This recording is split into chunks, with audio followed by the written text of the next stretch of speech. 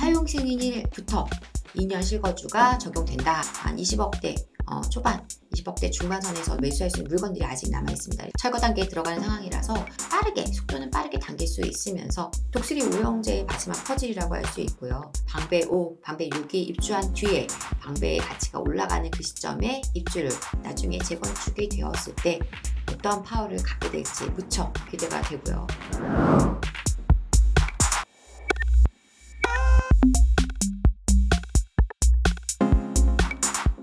안녕하세요. 사다리 경제 유선영입니다. 네, 서울 강남 3구와 용산의 토지거래허가 구역이 전격적으로 지정된 지 이제 3주가 지났습니다.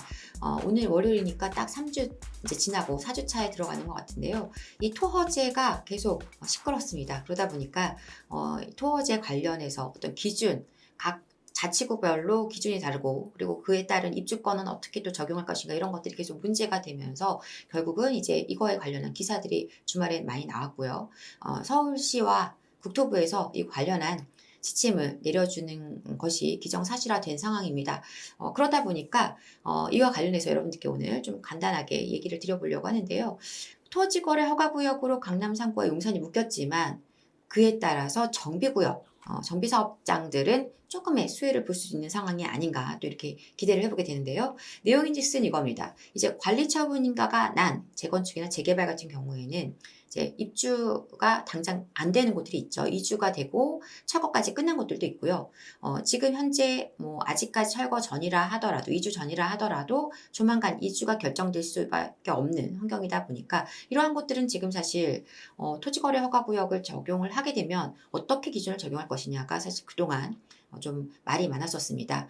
결론적으로 말씀드려서 아직 정확한 지침이 내려오지 않았지만 제가 확인해 본 바로는 국토부에서 이제 이번 주 빠르면 이번 주 안으로 지침을 내려주기로 했다. 그 지자체 확인을 해보니 그렇게 지금 얘기를 전해 들었습니다. 그래서 이번 주 빠르면 이번 주고 늦더라도 이번 달 안에 입주권은 어떻게 할 것이냐에 대한 지침을 받을 것 같다. 다만 일단 거의 확정적으로 얘기할 수 있는 것은 이제 관리처분인가가 났고 이주 철거가 되어 있는 물건들 같은 경우에는 사용 승인일부터 2년 실거주가 적용된다라는 것이죠. 그래서 이것은 지침이 나와야지 좀 정확한 내용을 확인할 수는 있겠지만은 어쨌든 간에 지금 당장 입주가 안 되는 정비사업 쪽들은 이게 아파트가 완성이 되었을 때부터 그 이후로 2년의 실거주 요건을 채우는 것으로 이렇게 내용이 나올 것으로 예상이 됩니다. 이거는 좀 약간 여러 가지가 나올 수 있어요. 그러니까 예를 들어서 사용 승인일 이후로 뭐 바로 뭐 입주를 해야 되는 거 그날 날짜에 딱 모두가 입주할 수는 없을 것으로 판단되는데 뭐 예를 들면은 입주 지정일 기간 안에 입주를 보통 한 3개월에서 길면 4개월까지 주어질 수 있는 이 기간 안에 입주를 하면 되는 것인지 아니면은 사용 승인일 이후 뭐 며칠 안에 입주해야 되는 것인지 이런 것들은 아직 그 지침이 정확히 내려오지 않아서 모르겠습니다만 어쨌든 이제 사용 승인일을 기준으로 하게 되다 보니까 당장 사업이 꽤 진행이 길게 남아있는 곳들의 경우에는 입주를 당장 하지 않고 내가 투자금만 가지고 일단 사놓을 수 있는 환경이 된다는 것입니다. 물론 갭 투자와는 분명 다른 환경이에요. 갭 투자는 예를 들어서 총 매가가 40억이라고 했을 때 뭐 전세 금액이 뭐 10몇 억이라고 하면 그 전세금을 제외한 나머지 비용만 들이면 되다 보니까 상대적으로 자금이 좀 덜 들어갈 수도 있습니다. 그런데 정비사업 쪽은 이제 이주 철거 단계에 들어간다고 했을 때 물건마다 다르기는 하지만 초기 비용이 좀 많이 들어가는 물건들이 꽤 됩니다. 특히나 재건축 같은 경우에 더 그럴 수 있고요. 그래서 이러하다 보니까 상대적으로 묶이는 비용이 갭으로 샀을 때보다는 더 들어갈 수도 있지만 다 그런 것은 아닙니다만 그럴 수 있지만 그래도 뭐 이주비라든가 또는 추가 분담금에 대한 비용은 나중에 잔금 시에 지불하는 방식으로 진행되는 곳들이 대다수여서 그런 부분에서 물건별로 다르긴 해도 조금 저렴하게 좀 선택할 수 있는 그러한 물건들이 나올 수 있고요. 또 하나는 내가 자금은 되는데 당장 입주가 안 되시는 분들도 많죠. 실거주가 안 되시는 분들 그런 분들은 이제 이러한 조건이 달리게 된다면 내가 지방에서 앞으로 한 2년은 더 있어야 되는데 거기서 2년 뒤에는 와서 살 수 있어. 이러한 조건이신 분들도 있으실 테고요. 그리고 해외에서 뭐 들어와서 살 수 있어. 등등등 여러 가지 조건을 만족할 수 있는 환경들이 되신다면 선택이 가능하다 보니까 정비사업 쪽은 조금은 더 숨통이 트이는 환경이 될 것으로 예상이 됩니다. 자, 그러면 이렇게 했을 때 과연 수혜를 받을 수 있을, 우리가 그리고 접근해 볼 수 있을 물건이 뭐가 있을까? 이걸 좀 간단하게 제가 오늘 짚어드려 보려고 하는데요. 일단 먼저 그래도 상대적으로 가격이 덜 무거운 송파에서 먼저 시작해 보도록 하겠습니다.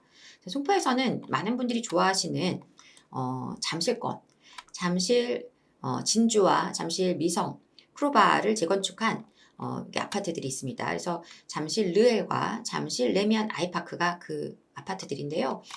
지금 이 아파트들은 사실 이제 입주가 그렇게 많이 오래 기간이 걸리진 않습니다. 그래서 잠실 레미안 아이파크 같은 경우, 잠레아 같은 경우에는 이번 올해 말 안에는 입주가 아마 되어야 되는 상황이기는 하지만 그래도 한 6개월 정도의 시간 이상을 조금 끌 수 있다라는 이점이 있을 것 같습니다. 그래서 이제 잠실 진주를 재건축한 잠실 레미안 아이파크 같은 경우에도 그렇고, 그다음에 조금 더 상대적으로 시간이 더 필요한 잠실 르엘, 여기 르엘이죠. 입지는 얘가 좀 더 좋다라고 평가받고 있는 르엘인데, 르엘 같은 경우에는 조금 더 입주가 뒤로 미뤄져서 내년 초 정도로 예상을 하고 있다 보니까 조금 더 여유가 생길 것 같고요. 이 두 개 단지는 모두 지금 자금이 아주 많이 들어가는 상황은 아니에요. 그러니까 물건 따라 다르긴 하지만 평형과 또 물건에 따라서 한 20억대 초반, 20억대 중반선에서 매수할 수 있는 물건들이 아직 남아 있습니다. 그래서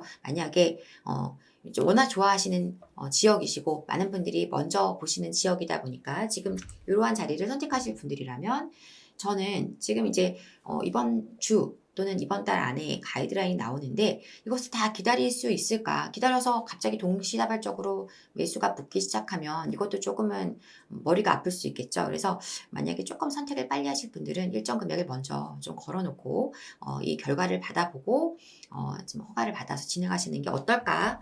그런 생각을 한번 해봤습니다. 자, 이 송파권에서 상대적으로 가격적인 매력이 있는 또 다른 구역 하나가 더 있습니다.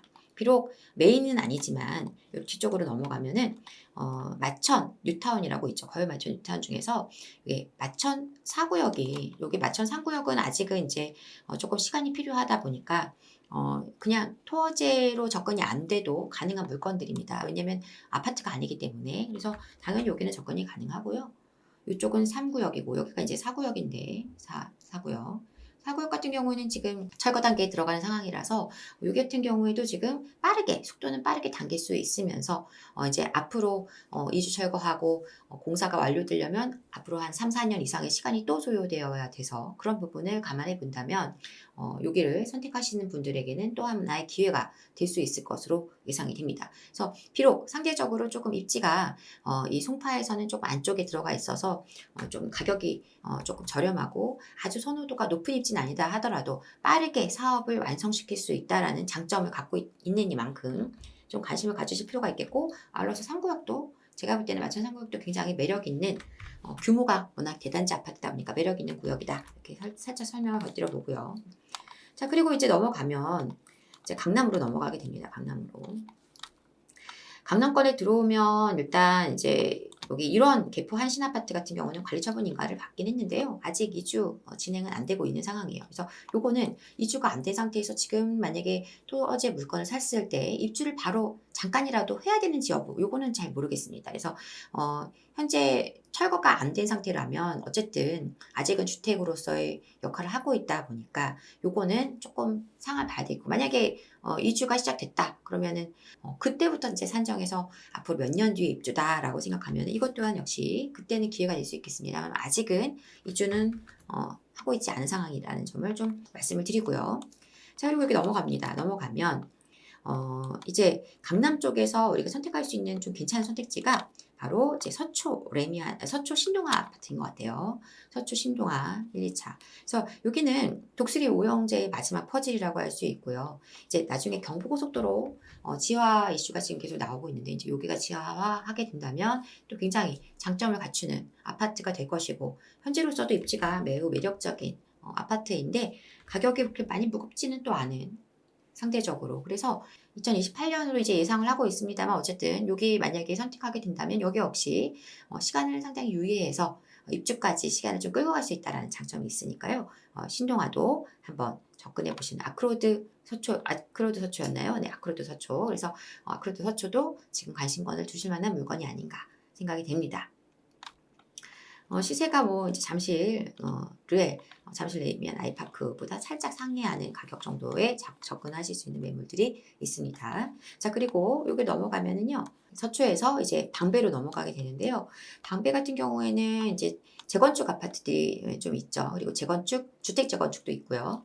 우선 이제 먼저 아파트를 좀 본다면은 여기 OTL 방배라고 나와 있는 방배 신동아 아파트를 좀 검토해 볼 수 있을 것 같습니다. 바로 방배역 역세권 아파트이기도 하고요. 빠르게 이제 입주가 될 수 있는 물건인데 유예해서 앞으로 한 4년 뒤 정도를 바라보면서 먼저 접근이 사놓으시고 후에 준공이 됐을 때 사용 승인이 나오면 그때 이제 입주하는 전략이 가능하다 보니까 여기 OT를 방배 신동합니다. 여기도 접근이 가능하고 그다음에 방배 3위 아래 여기는 이제 입주가 조금 더 빠릅니다. 27년이니까요. 2027년. 그래서 방배 3위도 역시 지금 접근하시면 당장 입주하지 않고 향후에 2년 뒤 정도에 입주를 하는 그러한 전략을 사용하실 수 있다. 두 개의 단지 모두 가격이 그렇게 무겁지 않은 선택지들이다 보니까 물론 단지가 규모가 아주 크지는 않습니다만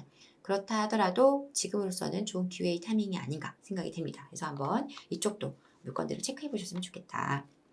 자, 이제 넘어가면 이쪽으로 가면 이제 방배 재건축들을 이렇게 접근할 수 있습니다. 방배 5구역. 입주가 그렇게 길지 않지만 한 1년 정도의 시간이 더 남아있죠. 그리고 여기 원페를라 같은 경우에는 이제 입주가 아주 많이 남아있는 상황은 아니기 때문에 원페를라보다는 이제 방배 5구역 그리고 그 아래로 방배 14, 13 이런 것들이 지금 선택지로서 굉장히 매력 있는 선택지가 아닌가. 가격도 상대적으로 덜 무겁고 그러면서도 이제 시간을 좀 들여서 방배 5, 방배 6이 입주한 뒤에 방배의 가치가 올라가는 그 시점에 입주를 기대하는 그런 상황으로 갈 수 있다 보니까 좋은 전략이 될 것으로 예상이 됩니다. 이러한 지역들의 물건들도 한번 검토를 해보셨으면 좋겠고요. 자, 그리고 반포로 가면 반포는 반포 1, 2, 3주구 그리고 1, 2, 4주구와 3주구가 있는데 가격이 좀 무거운 것이 단점입니다. 토어제에서 일단 입주에 대한 부담은 뒤로 밀려가는 것은 있으나 조금 자금이 무겁다. 그 부분을 좀 체크해 보셔야 될 부분인 것 같아요. 자, 그리고 이제 넘어가서 강을 건너볼 수 있겠죠. 그럼 용산이 나옵니다. 용산 중에서는 여러분들이 너무나 잘 알고 계시는 한남 3구역이 대표 주자가 될 것 같아요. 지금 이제 이주 그리고 철거 단계에 들어가게 되는데 이 한남 3구역 같은 경우에는 상대적으로 아직까지 강남만큼 가격이 무겁지는 않은 선택지들이면서도 미래 가치에 대한 기대감은 굉장히 높은 그런 상황이고요. 그래서 지금 금액이 많이 올라가는 있긴 합니다. 많이 가격이 올랐기는 하지만 그래도 다양한 선택지들이 있고 조금 물건을 체크해 보신다면 좀 좋은 물건들을 만나실 수 있을 거라고 생각을 해요. 그래서 지금이 오히려 기회가 아닌가. 이게 만약에 확정돼서 확실한 지침을 받고 거래가 가능해지는 시점이 됐을 때 굉장히 좀 분위기가 너무 뜨거워질 수도 있다는 점을 감안해서 조금은 여기를 빠르게 접근하시는 전략이 필요하지 않나 생각을 합니다. 용산에서는 선택지가 하나 더 있습니다. 네, 여기 이촌동에 무려 2곳이나 있어요. 우선 하나는 한강맨션입니다. 한강맨션. 한강변에 그냥 탁 붙어 있는 그야말로 이 이촌의 대장주라고 할 수가 있겠습니다. 여기가 지금 이주하고 이제 철거 단계 들어가게 되는 상황이라서요. 한강맨션도 지금 굉장히 관심권에 두시고 보셔야 돼.